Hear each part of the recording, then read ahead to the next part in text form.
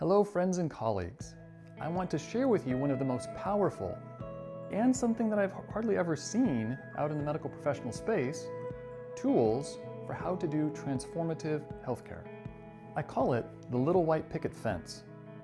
This often comes up in the context of working with a patient in their stress experience. If we don't deal with stress, they have very little bandwidth or energy to work on the other things we're talking about. The lifestyle changes, the different way of doing life. So this is often a necessity. In the stress process, it's often not the first thing, depending on the person. But when we do get to it, it's often very impactful, for some people more than others. Again, to the degree of being transformative. I've been extremely impressed by how often this makes such a major difference. What is the little white picket fence? It is essentially just being in sync with the reality of what we do and don't control. I explain to people the basic framework of how they work: physical, emotional, mental, spiritual. And that we live in this space and time, this context, the where and the when, that we deal with every day, the people we interact with. I give people a visual to relate this to real life. I have them imagine that they own a cute little home in a cute little neighborhood. They've got this nice little grassy lawn, they've got a flower bed, and there's a little white picket fence across the front and down the sides. Everything on this side within this little white picket fence is theirs. They own it, they control it, it's theirs. Everything on the other side, the people walking down the sidewalk, the kids playing in the street, the neighbor across the street, whatever they're doing with their yard, is not theirs.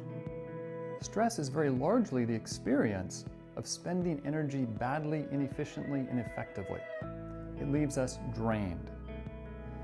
We want to be in sync with the reality that the only things we truly control are the physical, emotional, mental, spirit or being things on our side, on our property, and not all the other things.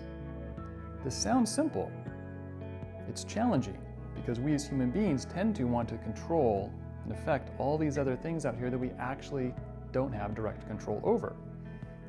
Or we let all this stuff control us, as if we had no little white picket fence. The people, the dogs, they all come tearing through our yard, they tear it up, they paint our house, they do all kinds of things in our yard because we allow them to, because we're not in sync with reality. Helping people in the real world spend their energies directly attached to implementing the things they actually control versus don't is huge. It's absolutely huge, and vice versa, not letting all this stuff control them. We can talk about this in terms of boundaries, locus of control, all these other dynamics, and those are true. Most importantly, this is just a fundamental truth, a fundamental reality that we need to be in sync with. We truly cannot control all this stuff, we truly can control these things, and when we get those two mixed up, we're out of sync with reality, it doesn't work well, it's stressful, it's draining, life is miserable.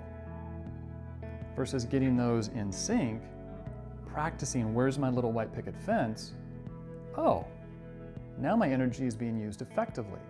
I'm becoming more competent as a human being. I'm not drained. I'm not fatigued. I have energy to do these other things. This is immensely important as a clinician because if a patient has no energy, it's not going to be productive talking to them about what they should and shouldn't eat, that they should be going to the gym, and so forth. But most importantly, it is helping this human in front of us become more competent as a human being. They're able to exceed not just in their lifestyle behaviors, like diet and exercise, but they're succeeding as a human. They're succeeding as whole people. Do I understand what I truly can control and what I can't? I hear over and over from patients all the time, the provider didn't like me, he treated me badly because I asked questions or I wanted to do something different, so forth and so on. Controlling ourselves and not the other person, giving them autonomy, respect, appreciation, is huge. It also frees us as providers from not feeling responsibility for things that we have no control over that the patient does. They may choose not to take our advice, be it a pill, a diet, whatever that is. Can I stay a healthy whole person to best serve them and have a well-functioning little white picket fence myself? So there you have it, the little white picket fence. One of the unknown but most powerful tools for transformative healthcare.